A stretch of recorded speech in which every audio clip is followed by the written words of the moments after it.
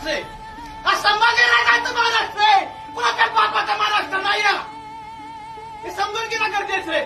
नुसतं चित्रपट बघून उपयोगाचं नाहीये.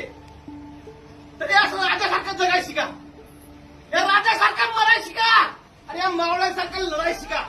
प्रामाणिकपणे जगा, एकमेकाला मदत करा. तुम्ही मोठे होऊन अधिकारी बनताल, कुठे कामगार बनताल, वकील बनला तर प्रामाणिकपणे वकिली करा, पोलीस बनला तर प्रामाणिकपणे या जनतेचं रक्षण करा, अधिकारी बनला तर गोरगरीब जनतेला न्याय द्या, कलेक्टर बनला तर भारताची राज्यघटना तुमच्या हातात आहे. समाजाचं कल्याण करण्याचा अधिकार तुम्हाला आहे. हे समजून घ्या. चित्रपट बघून उपयोगाचं नाहीये.